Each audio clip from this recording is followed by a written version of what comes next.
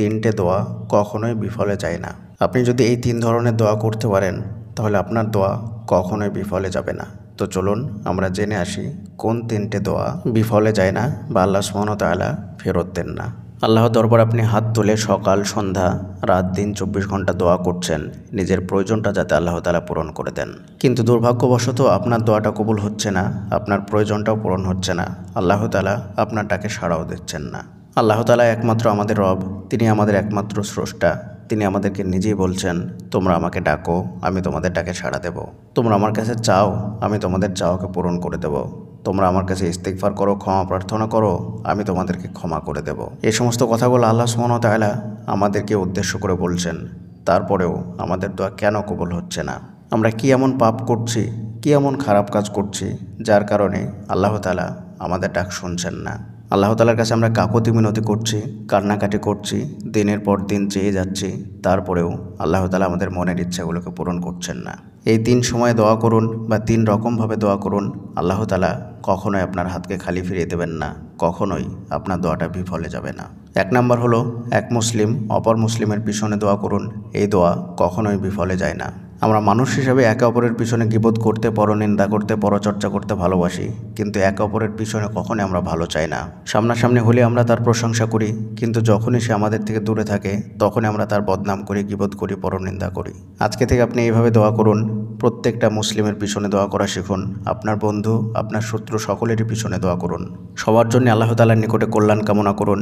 যার যেটা প্রয়োজন যতটুকু জানেন আল্লাহকে বলুন যে আল্লাহ তার প্রয়োজনটাকে পূরণ করে দেন। এইভাবে যদি আপনি দোয়া করতে পারেন তাহলে মুসলিম শরীফের হাদিসের মধ্যে রাসূলুল্লাহ সাল্লাল্লাহু আলাইহি ওয়াসাল্লাম বলেছেন, আল্লাহ তাআলা সেই দোয়া কখনোই ফেরত দেন না যেই দোয়া এক মুসলিম অপর মুসলিমের পিছনে করে। দেখবেন আল্লাহ তাআলা খুব অল্প দিনের মধ্যেই আপনার প্রয়োজনটাকেও পূরণ করে দেবেন। 2 নাম্বার হচ্ছে ফরজ সালাতের শেষ বৈঠকে দোয়া করুন। এই সময়ের দোয়া আল্লাহ তাআলা কখনোই ফেরত দেন না।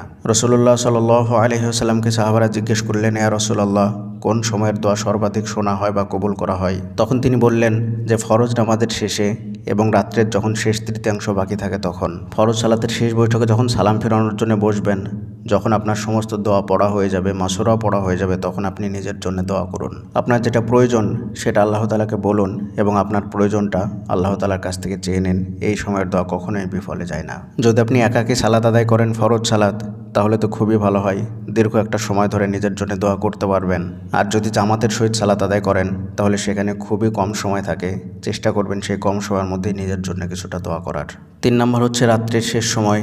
আল্লাহ তাআলা অধিক পরিমাণে বান্দার দোয়া শুনে থাকেন বা কবুল করে থাকেন। এই সময় যত বেশি পারবেন তত বেশি বেশি করে দোয়া করার চেষ্টা করবেন, কারণ এই সময় আল্লাহ তাআলা দুনিয়াবে আসমানে নেমে আসেন।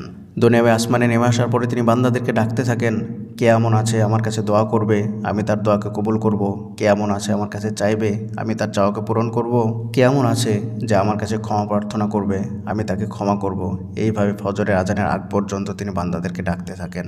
কিন্তু আমি আপনি সেই সময়টাই গভীর ঘুমের মধ্যে থাকি, সারা রাত্রে আমরা জেগে থাকি, কিন্তু শেষ রাত্রে আমরা ঘুমিয়ে যাই। আর এই সময়টাতে স্বয়ং আল্লাহ তাআলা দুনিয়াবে আসমানে নেমে এসে বান্দাদেরকে ডাকতে থাকেন। প্রিয়দিনী ভাই এবং বোনেরা, যদি এই 3টে সময়কে আপনি কাজে লাগাতে পারেন তাহলে আপনার দোয়া অবশ্যই কবুল হবে।